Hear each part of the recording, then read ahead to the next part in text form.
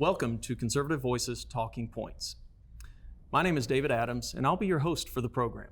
Before we introduce our panel, I'd like to describe what this show is and the purpose behind it. Conservative Voices Talking Points is a digital broadcast for all people in Iowa, regardless of political affiliation. The goal of this production is to give conservative thoughts and ideas a platform in the media landscape. It is a panel-style production with commentary and opinions from leaders of conservative thought in Iowa. As of the 2020 election, there are over 2 million registered voters in Iowa. 53% of these voters are registered as Republicans, and the majority of those claim to be conservatives. With this production, over 1.1 million registered Republicans in Iowa will be provided with a platform that aligns with their beliefs and morals. And now to introduce our distinguished panelist. Managing Director at Mercury Public Affairs, former Senior White House Advisor at the U.S. Department of Commerce, and Iowa State Director for Donald Trump's 2016 presidential campaign, Eric Branstad. Former Executive Director of the Republican Party of Iowa, and the former National Political Director for the Republican Governors Association and the Republican National Committee, Gentry Collins. Chief Futurist at Mudd Advertising and Studio 5, 30 years of unique experience and a wide breadth of knowledge within the digital technology and advertising industry space, featured speaker to both domestic and international audiences in digital and traditional media, Rob Mudd. Gentlemen, thank you for being here. Let's get started. Eric, I'd like to start with you. Can you describe for our audience the term conservatism and then what it means to you to be a conservative? It means to me limited government, free market capitalism, individual responsibility, and importantly, fiscal restraint. And I would add American pride to that. I think what we've seen certainly in the last 5-6 years is the need and the want to be, again, proud to be an American. And that's very important to me and to us, and what I fight for every day. All right. Gentry, would you like to add to that meaning and description and maybe give a couple of details about some of the freedoms we have being conservatives? I think that conservatism is that set of ideas that says that you and I can run our lives better than any far distant government or any elite can run our lives for us. And I think that set of ideas, which has been built right into our founding documents and continues unbroken to this day, are the one set of ideas that have lifted people up out of all kinds of maladies that have defined the human condition for thousands of years. Violence, despair, disease, hunger, poverty, those things that our set of ideas have lifted people out of time and time again consistently. And so I'm thrilled to be a small part of this and to be a part of discussing how those principles are still relevant in our lives and can still drive America to a brighter future. So kind of in conjunction with that, Eric, back to you. Can you discuss a little bit of what big government is doing versus conservative ideals? When I worked in government, the Department of Commerce alone had 47,000 employees. I felt like we could have done the same, if not better work with considerably less. That was one example that I saw in Washington, D.C., and certainly continue to this day, where you have a big government that wants to add people and wants to add further and further debt and borrow more money, and the results don't get any better. In fact, the results I'm predicting are going to be a whole lot worse than where they've been. So it is very important that we shrink the size of government that has gotten, certainly in just the last several months that the Biden administration has become completely bloated, and they are spending money like there's no tomorrow. So, Gentry, back to you. Can you kind of correlate that bringing people out of poverty that conservatism has done versus, like Eric said, possibly the current administration has loaded more and more debt? What's the correlation there of federal spending versus bringing truly people out of poverty? Yeah, when we think about the word conservatism itself, right, it suggests that we're trying to conserve something. And I would suggest to you and to our viewers that the best modern definition of what we are trying to conserve is that we're trying to conserve individual liberties to individual Americans. And that set of ideas, when we let people take command and control of their own lives, rather than confessing that a far distant elite, as Ronald Reagan would say, can run our lives better than we can, that set of ideas has unleashed an American economy that has created more progress and more prosperity for more people than any other set of governing or economic ideas in all of human history. That's conservatism in modern America today. Excellent. Rob, this next question is for you. Please describe what conservatism is not. There's this perception, some people call it a reality, of an erosion of conservatism in America. Can you kind of touch on that and giving us an example of what, again, conservatism is not? Well, I believe that the erosion of conservatism is in front of us every day, and it's being eroded by big tech. Facebook and people that use Facebook, 36% of people, of adults in America, rely on Facebook to get their news. Yet Facebook banned President Trump for 2 years just this past January. So with that type of regulation or self-regulation by Facebook, it deprives 36% of the American people of news. You can move then to Twitter. Twitter pronounces Obama with the largest Twitter following of 129 some odd million people. Well, Trump had 89 million, they banned him. So it's pretty simple to see that the erosion of the conservative talking points, as we're talking about today, are being eroded because they don't have the town square microphone to speak to, the other side of our beliefs. Eric, perception or reality, erosion of conservatism in America? We've certainly, in the last several months, I've never seen us lose like we have been. Certainly to, like Rob said, to big tech, to big government, to being canceled. All of these, they're coming after us from all fronts. And anything that we say or anything that we're do, then we're all of a sudden labeled, whether it's racist or sexist or you name it, one of the is. It has been nonstop, and it's up to us to get it to stop and to let folks know that our voices need to be heard. So I guess the question, this be addressed to you, Gentry, is when we talk about labeling, as Eric mentioned, Rob mentioned big tech, and I don't want to get too far in the discussion because that will be a talking point later in this panel discussion, but maybe give us what the founding fathers might have seen. Of course, they didn't see big tech, but when it came to free speech, did they limit it to the government? No, they did not limit it to the government. In fact, as you of course know, they thought that free speech was such an important element in our democracy that they enshrined it as the First Amendment to the Constitution, the first in the Bill of Rights. And we've seen over time. It's funny, conservatives. You asked what conservatism is not a moment ago. I think very frequently conservatives get confused with being the party or the ideology of big business.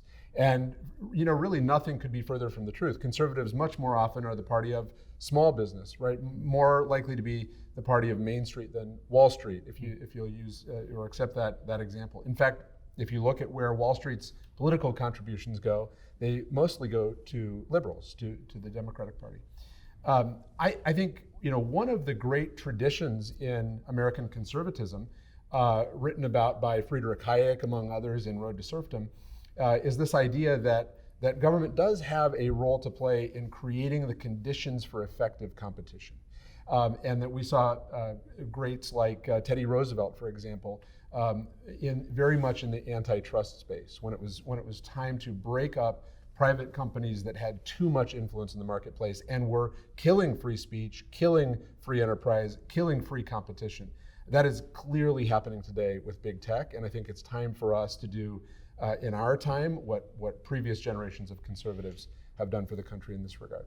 So, kind of alluding to that, describe how conservatism aligns with the U.S. Constitution and our founding fathers. And feel free to touch on tech, feel free to touch on what you have touched on, just elaborate a little bit more on the antitrust. But to start, conservatism aligning with our U.S. Constitution and our founders' beliefs. Yeah, I think that conservatism, traditionally understood, if you think about Edmund Burke, for example, who's commonly thought of as the intellectual father of modern conservatism, Burke believed that first and most important were individual rights and liberties, that governments derive their just power from the consent of the governed, and yet that long-standing institutions should not lightly be thrown aside, that one tyranny shouldn't be lightly thrown off for another. And then if we think about how those ideas were built right into the founding documents, early in the Declaration itself, before we even get to the Constitution, early in the Declaration you see these very ideas that governments derive their just power from the consent of the governed, that individual liberties and rights are tantamount, and even expressed in the Declaration of Independence that we don't do this lightly, and we shouldn't do this lightly, talking about the American Revolution, changing governments, breaking the bonds that held us together previously. And so right in our founding documents are found these fundamental ideas that define conservatism. Excellent. Eric, can you take what Gentry just said from a national scale? He talked about the Declaration of Independence, the U.S. Constitution, and relate it to the current environment we're in, right? Taking away our founders' values and how possibly America, you could break it down to the state of Iowa, but as broad as America, has gotten away from those principles. We've been silenced. That's exactly what's happened over the last 6 months is the silencing of conservatives and the silencing of conservative viewpoints. And to the effect that, I've lost, hundreds of followers on Twitter and not knowing exactly how that happened, but this is happening on a small scale, but on a larger scale, you have all of these voices being shut down and shut off, and we need a place to be able to go and show and share those voices. I hope this show is one of those outlets to be able to do that. But we've got to be leaders, and we've got to make sure we are doing everything possible to get our voice back up there so it can be heard. Because even mainstream media has shut off the conservative voice, and it's important that we get that back. All right. Rob, this is directed to you. Being the media expert in this panel, not that you guys aren't, but Rob spent the last 30 years being this expert in the media field. Help us figure out this media landscape and where conservatism can grow, can maybe blossom. And I get it, we're in the digital and social media makeup of the U.S. It's a digital world at this point. It seems like a social media world. But where do conservatives come in, Rob? Well, I think conservatives can take advantage of this, of what the internet and tech allows us by doing what we're doing today, is by creating our own voice, creating our own platform, creating the own extension of the web, and finding ways to let people know where they can go, a central hub of information. Maybe that's a challenge, it seems to be, with this past election. Where could you go to get the true scoop, if you would, on Trump and where he stands and where he doesn't stand, really the lies that are perpetrated by traditional media, digital media about conservatives. So I think this is a good start. I think that we need to see more of this from other players coming out and letting their views be known, and understand how to utilize tech to the advantage for the conservatives. I remember back in 2009, Gentry, after Obama had won his the second go-around, the Republicans had a call to action. They asked people to come out to DC and speak on how the Republicans or conservatives could take better advantage of technology. And so I went out there and I gave my 2 cents, but as to be able to focus and have a place where conservatives can go and get information. It seems to be a challenge or a confusion where there's a headquarters, so to speak, for those thoughts and ideas.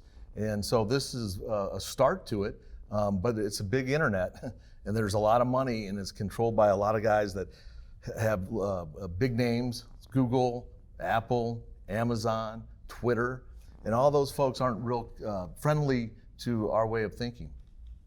Gentry, you mentioned antitrust issues a couple of topics ago. Hearing what Rob said, you want to discuss some antitrust issues from the past and how that might correlate to where we are right now with big tech.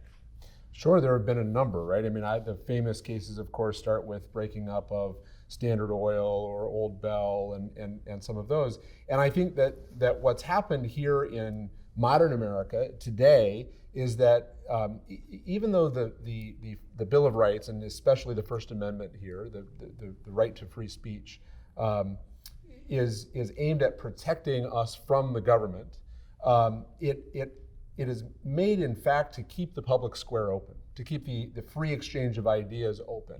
And what's happened, I think, with big tech is that they have become like a monopoly power, and like a monopoly power in a particularly dangerous way, because they take on some of those functions now in terms of being the public square, the modern public square, that all Americans must have equal and free access to if we're going to continue to have a robust democracy. And so the reason that I think some of those antitrust laws are something that we ought to examine is precisely because not only do they look and act like a monopoly, but that monopoly now threatens the very foundation of our democratic experiment here as Americans. Can we have free, fair, open access to the marketplace of ideas? Who is controlling that marketplace? Who is excluding people? And today, I think increasingly we have to conclude that it is agents of big tech. Google controls 92.26% of search. In the U.S.? In the United States, 92%. Next is Microsoft in Bing at 2%. So, that pretty much is a definition of monopolistic control when you have 92% of the market and it represents $70 billion, which is cash, right? So we're in trouble if we believe that the benevolence of big tech exists, because it does not. It's constrictive, it's tyrannical. I can think of other bad names to call it, but I'll hold my lips tight. But yeah, it's a monopoly. So what would be, back to you, Rob, what would be the answer of conservatives? And Eric, you can tune into this as well. I've heard ideas come around about creating our own networks, creating conservative social media channels. Feasible? Yeah, it's absolutely feasible. You've got the networks, the traditional media, the ABC, CBS, NBC, Fox, which controls pretty much, controls the traditional media airwaves. That would be a tough one to break into, a new network, but certainly having places, like I mentioned earlier, that branded conservative ideas, town square of ideas. Mike Lindell's doing a great job. We've all seen what he's done in trying to get the word out. But I think that's the biggest challenge to conservatives today, is to have a place where they can go and speak and talk and not be silenced. But the money involved is huge money. It's controlled by a certain 5-6 players, and until there's a break in that, it's going to be challenging. It's going to be challenging because of the legacy data that they own. And how they manipulate what you are served up when you do search, contextual searching. There's a lot of things that people aren't, why would they think of it? And they don't, but it's dangerous on the control that the big tech has today on the narrative, so to speak, of what's right, wrong, or indifferent. So Eric, maybe advice, taking what Rob said, advice for Iowans. Let's bring this into Iowa, the state of Iowa. What do conservatives need to do to get a voice out? We need to be active. We need to, I feel like we've been silenced, or we've been pushed into a corner where we've been made to feel uncomfortable to talk, or uncomfortable to say exactly what we stand for and what our conservative views and values are. I think that they've pushed us into a corner that has made us afraid to say that. And now what we need to do as Iowans, and certainly locally, we need to have a voice. We need to be able to respond to things appropriately, through the social medias that exist today. But I like the idea too, and I know there's a lot of rumor that President Trump is putting together his own his own voice and his own Like a network, site right? network that's going to allow him to get his silenced voice out again. I'm excited for that. In fact, I've had friends that have called me that want to invest in anything that would be, because that void is so there. Yeah, it doesn't exist. To conservatives, that we've got to be leaders and we've got to do things just like this and be investors in what's next, so that our conservative voice is heard loud. And to add to that, if Trump were to come out with his own platform, you're going to see a vacuum. He's going to suck in people because they were looking for what Trump has to say, looking for the ideas that Trump espouses, and looking for a location where they can go and get that type of information. I can only imagine that the Trump organization will do it first class, and it will be something that we're talking about right now, what we want, and I think he'll deliver on it. And it's to the detriment of big tech, but to the benefit of our country, to be able to see and hear and talk about things that are important to us, and not to the things that are taking place today. Gentry, I'm going to segue that into a term that's been floated around here and there: tech oligarchies, right? It's being used in America for modern tech and social media companies. Kind of explain, did the founders encounter problems like, obviously not with tech, but like we are seeing today from individuals, companies, large, powerful entities, and holding the majority of power? They sure did. You know, the founders, of course, most famously dealt with an oligarchy in the King of England, right? And we not only did we kick him out of here once, we kicked him out twice. The Declaration that we've already talked about, the Constitution, were written with that experience in mind. Beyond that, I think, you know, one of the great bits of advocacy for any public document ever in history, I think, are the Federalist Papers, written by some of the founders. James Madison in Federalist 39 talks about this very idea that we can never be controlled or governed by a small subset of the population. We cannot be, it can't be just a portion of us that have voice in the public square and have voice about how we're running the country. And so they very much, while they could not have seen big tech as it exists today from a scientific matter, point of view, they certainly saw it from an ideological point of view. They saw these examples where oligarchs, little subsets of the whole population, tried to control the rest of us, and they rejected it unequivocally. All right. Can you touch on a little bit of how they did that? And what I'm getting at is, was it inside the rule of law or outside the rule of law?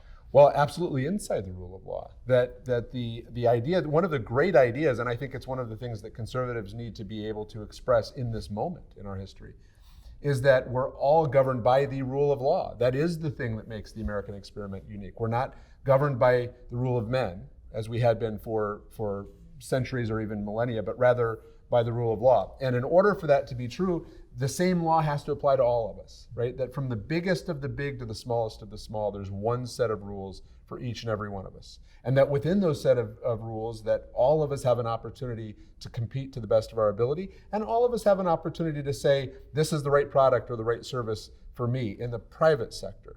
That has to apply to the public sector as well, to issues like the way we run our economy, to issues like whether we have an equal opportunity to choose the best start in life for our kids when it comes to education, to issues like whether we allow a small group of tech oligarchs to limit and restrict access to the public square today. As conservatives, we have to stand up and say we oppose that, but we also have to be able to stand up and say we're for a better pathway for every American. Got it. Eric, this question's for you. Taking what Gentry just said, he mentioned the Declaration of Independence, the United States Constitution, the amendments thereof, the Federalist Papers even. Mm-hmm. Why is it important for the average American then to know America's history? Sounds like a simple question, but I'm sure there's some detail to it. Well, that gets back to conservatism. But that's exactly what we are doing, is we're trying to conserve. And it's the brilliance of our founding fathers and all of the leaders that have come and those that will come, that are able to learn from history, to not repeat anything bad from history, that we take what we've learned and what the past is, and we take us into a brighter, better, safer future. Without redefining history. Right.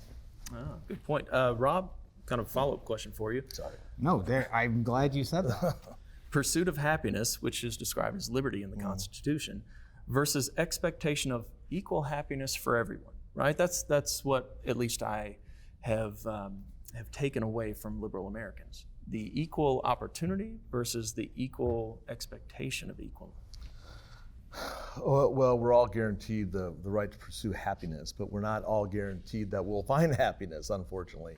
But we're given the opportunity, and that's what is the great thing about America.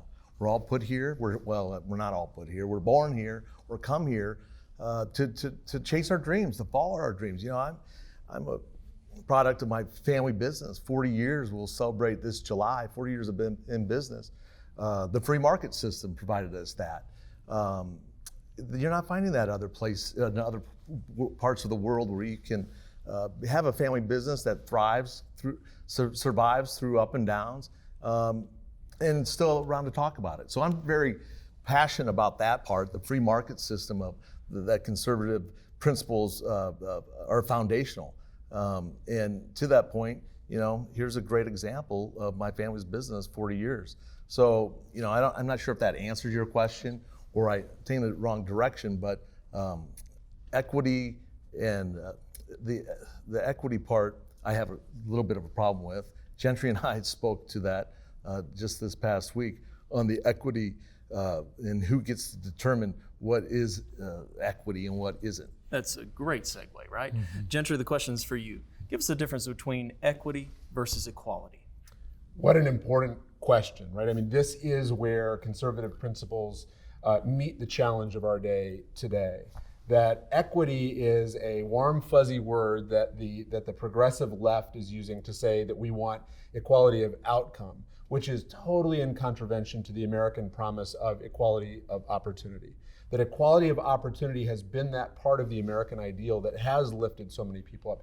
You know, I say that conservative principles, that the American experience has lifted people up. A little bit of historical context for that, if I may. Scientists now can look all the way back to the Paleolithic age, and they find that in the Paleolithic age that human life expectancy was about 30 years. And it was defined, those 30 years were defined by deprivation. You didn't have enough to eat, you didn't have enough clean water, you didn't have access to innovation, healthcare, and because of all of the deprivation, you were subject to violence, right? And to strong men coming in and putting a boot on your throat.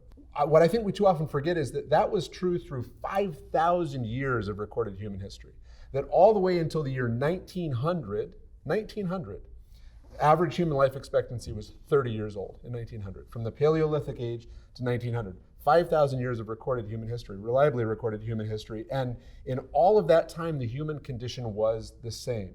The details varied from place to place, but for the great majority of humanity, it was mass deprivation and death at 30.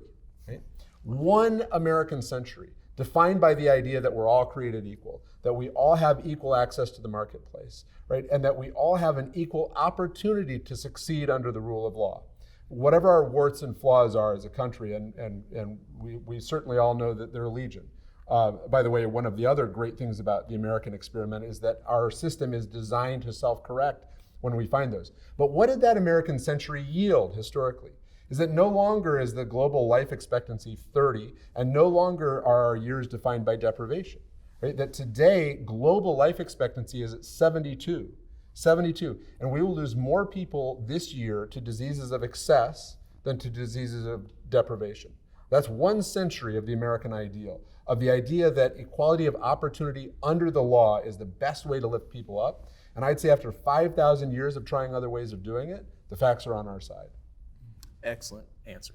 Rob, this question's for you. Conservatives are guided by concrete principles, usually as outlined in the United States Constitution, versus being guided by emotions. This is a very open-ended question, but give us your thoughts on the reactionary culture that we seem to be living in now.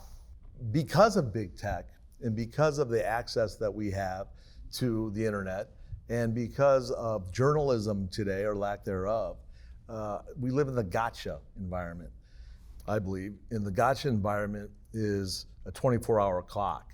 And within that 24-hour clock, they're trying to find something to make bigger than what really is, because it's emotion. And you'll go from day to day with one big giant blockbuster story to the next day's big giant blockbuster story.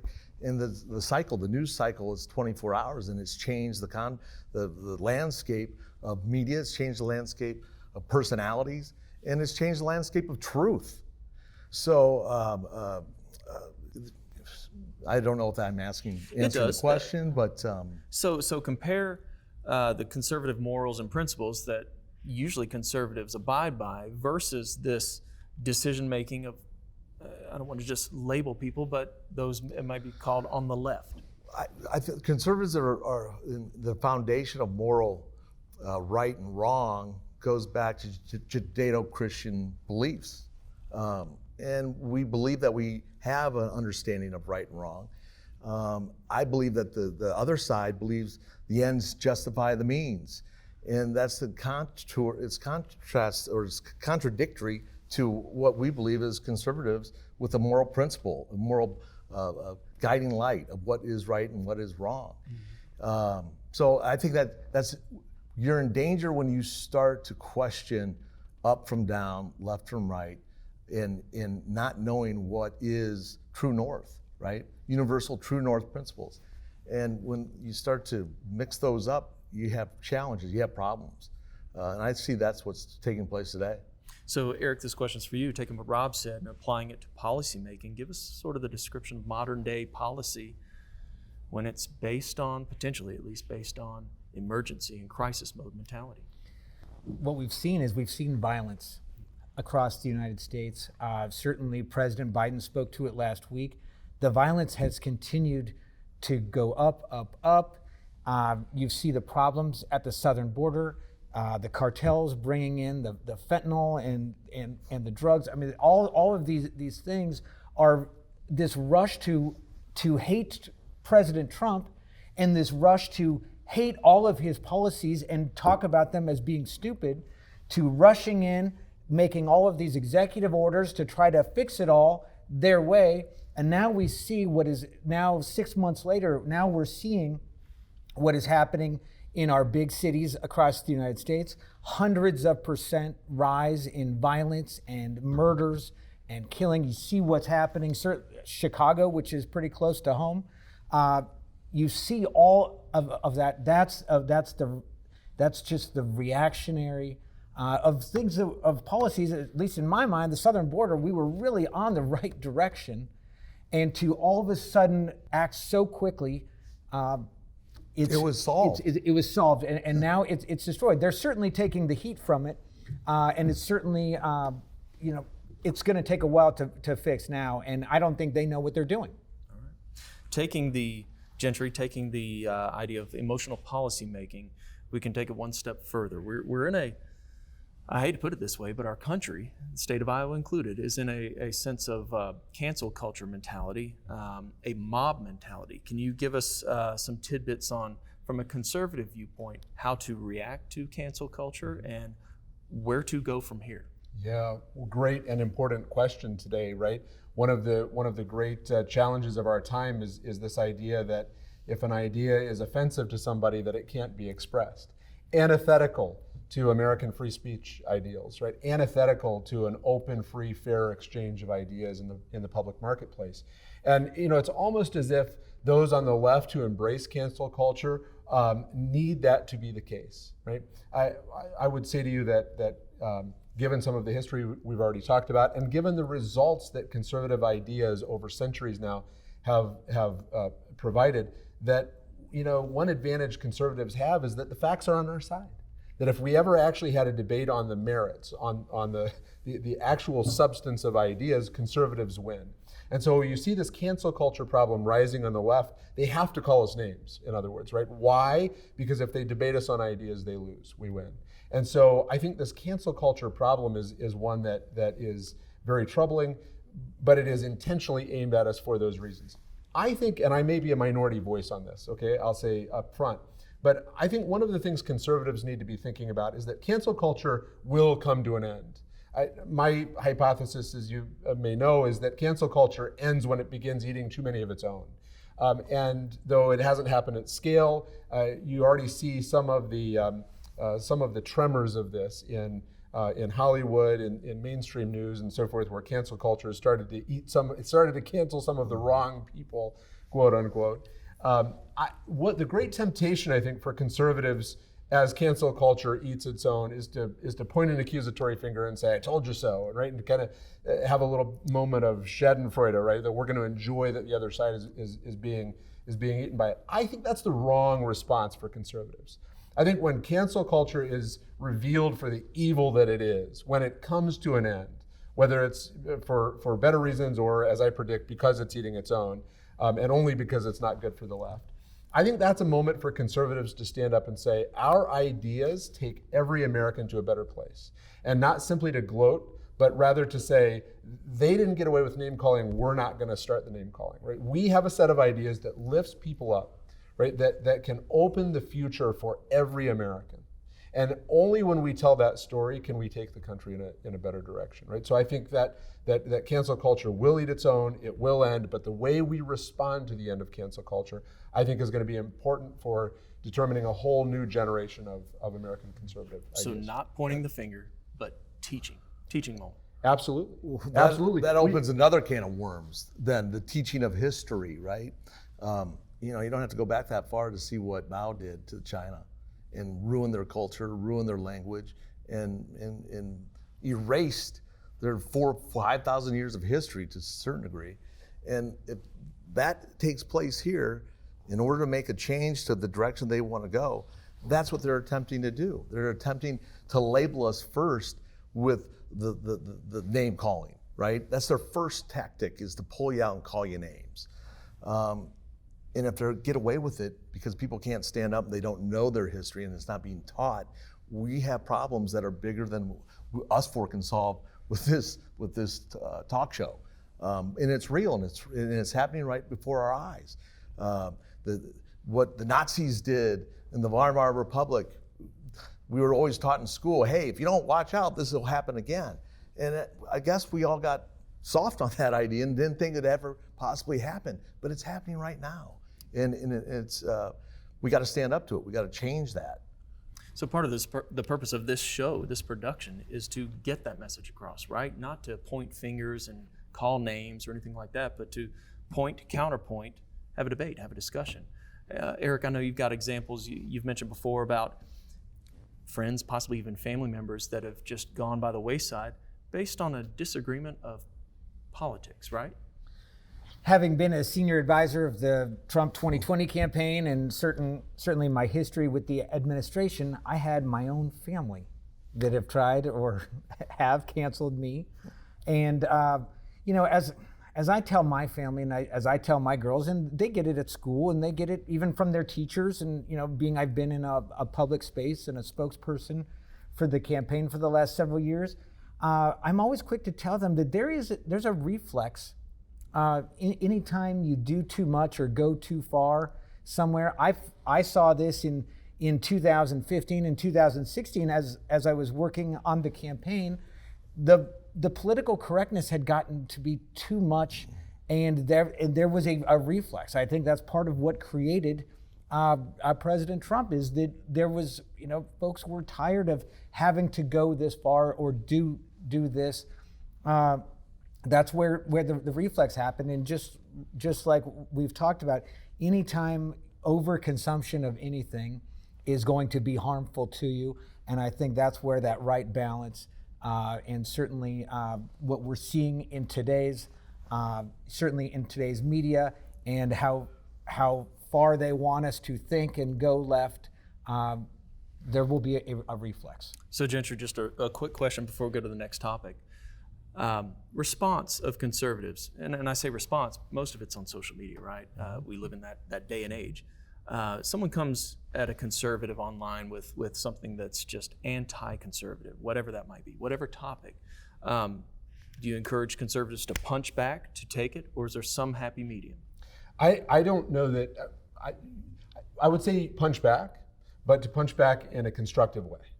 I think to punch back by accepting the argument liberals want to have with us, which is I'm right and you're evil. I'm going to call you names. If you don't agree with me, you're a racist, you're homophobic, you're xenophobic, you're whatever phobia we're accused of having today. I don't think that us shooting back with that kind of material is very constructive. As I said, we have the benefit of having the facts on our side, and so of course they have to go down that road. I think what defines Americans is that we aren't about who we are today, we're about who we can become. We're not about where we are, we're about where we can go. So I think if we want to win the great debate of ideas, then we have to have the discipline to say, you know what, our ideas, and frankly only our ideas, have the ability and the proven track record of actually lifting people up, actually opening future opportunities for people, allowing you to go where you can go and be who you can become. And I think conservatives need to be able to say, when you get punched in the nose, I'm all for punching back, but I'm for punching back in a way that says, wait a minute, where I'm not simply about name calling, I'm about getting the country and all of our people to a better future. Our ideas can do that, and I think we have a moral obligation to tell that story. Excellent. Last topic we'll cover for this episode. Gentry, I'm going to come right back to you. Can you compare constitutional conservatism to current modern-day political parties? And that could be from either of the major parties. Boy, they're two very distinct things, right? We conflate them. I think one of the things that has happened because of the 24-hour news cycle is that we treat politics like sports. Who's ahead, who's behind. And so we assume that there's a liberal party and we assume there's a conservative party. And increasingly, it seems to me that's not a fair assumption. That I think the Republican Party is the best hope for conservatives, and yet in many important ways it hasn't been a conservative party in recent years. My belief is that, just historically speaking, Republicans are very likely to win back the House of Representatives in 2022, and I think the presidency in 2024. I think that the opportunity ahead of us now, as we just talked about, is to win the right way. And we can go all the way back to 2006 and we can look at the majority changing hands multiple times. The Democrats have won it a couple of times, we've won it a couple of times, and in each case it seems to me that the two major parties simply stood up and said, I'm not the other guy, right? Pelosi said that Bush lied his way into Iraq and wrecked the economy, and then we stood up and won a majority on that basis. We stood up a few years later and said, fire Pelosi, right, because she's doing a terrible job, and she was, and she is again. We were right about that, but what we forgot to say that our ideas are it's not only that she was a poor speaker, a poor leader of the country, and took us in the wrong direction, but more importantly, our ideas can take the country in a better direction.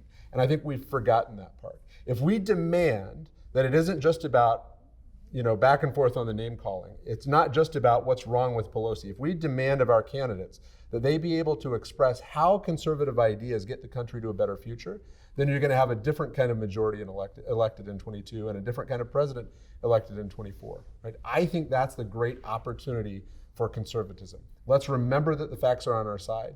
Let's remember that our ideas lift people up, and let's go tell that story, and let's demand that our political party does the same. All right. And at a local level. I think a lot of times when we talk politics, we think of strictly the federal races. Right. We need to get back to understanding that it all starts in our own neighborhoods, with our school boards, with the local city council, with dog collector. All of these things that we don't think are important are extremely important because it's the foundation of which we live in. And even more important in some cases, right, Rob? Yes, I mean, you think absolutely. about the impact that a school board can have on you and your family, your child, that child's future. Yep. Critically important. I couldn't agree more. So if everything goes to hell, the feds ain't coming to save us. It's the people in our neighborhoods, the people in our communities, and hopefully we have the foundation there that has propagated these folks into leadership positions because they're teaching our kids. And if we've talked history here, if it's not being taught right, they grow up with the wrong understanding of what is real and what is not real. And so to take back the government is, for me, I believe it's got to be at the local level. We got to start foundationally and then aspire to the top. And it's bottom up instead of top down, like the tyrannical leaders of big tech. Eric, can you touch on this? Perfect segue, Rob. We talked about Gentry at the national level. Rob brought it to a local level. Eric, let's talk about the state of Iowa. What can conservatives do to maintain not just like Gentry said, not to point fingers, and that's not who we are, but to tell a story. We've had a couple great cycles in Iowa, and certainly, for looking back for myself, back to 2016, and the great, Trump win in Iowa by over 9%, and of a purple state. We did better for the president in Iowa than he did in Texas, which is a historically red state. So when you're looking at Iowa and what we've been able to do over the last several cycles, and what I loved about, even with the challenges of 2020 last year and campaigning, we were still able to get out and door knock. And we were masked and we were keeping our distances. But what's most important is down to that local person-to-person level, that you're able to go and you're able to talk to them and you're able to ask them for their vote and put a good taste in their mouth and all those things that we did for all of the candidates up and down, and we won up and down. We won over 8 percentage points for President Trump, and significant building wins elsewhere across the state for Republicans because of that hard work, that door-to-door, that getting out and talking to people and sharing and showing our message on how we can make Iowa better and what we can do for Iowa and what we want to do for Iowa. That's a recipe for success, and it was fun to be a part of. And I don't think it will ever change. That we got to politics. We've got to always continue to do that. It's a person-to-person level that we need to focus on. Excellent. Well, gentlemen, thank you for this first episode of Conservative Voices Talking Points. In each episode going forward, including this one, I'll ask you for closing remarks. Rob, we'll start with you. I'm thankful to be a part of this talking or this panel with you fellows. I think it's very important. I think it's extremely important that we talk about things that are real, talk about conflict, talk about aspiring to something greater than what we are today, and have a voice and know that people can come back to this channel and they can hear us. And hopefully we'll get more people involved. And it's a grassroots thing, and it's starting at the bottom, and hopefully it'll grab hold and take roots in the state of Iowa. Excellent. Eric. I'm tired of getting silenced. I'm tired of getting canceled. I want my voice to be strong, and I want my voice to be heard, and I want to talk for my 4 girls at home, and it's important that we stop what's going on right now, the silencing. I get on Twitter sometimes, and I just absolutely want to yell at everybody, and I want to show everybody how strong I am, but I'm not going to do that. I'm going to work hard, and I'm going to be a part of a great, fantastic group like this that I'm very appreciative to be a part of, to move Iowa forward and move the U.S. forward and share and show our conservative values to as many people as we can. Gentry. Dave, thanks so much for the opportunity to be with you, and Eric and Rob, to you as well. I think this is really an exciting opportunity. As we've discussed over this hour, conservative voices have been shut down. They have been excluded from the public square. They've been excluded from the public square even despite the rules that are made to keep that public square open to all of us. And the crime of it is that conservative ideas have lifted so many people up. They have opened so many opportunities for so many Americans and beyond our own borders throughout the rest of the world. The last century, the American century, and it's one that lifted more people than ever before. I think we want to make the next century a great American ascendant century again. I think that our ideas can do that. Our ideas can lift people up. Our ideas can open the future for people that desperately need the future open for them. And to be a small part of talking about that here is really exciting, and I'm thankful for the opportunity. Sure. Well, gentlemen, once again, thank you for being here. To our viewing audience, thank you so much for being a part of and viewing Conservative Voices Talking Points. We'll see you next time.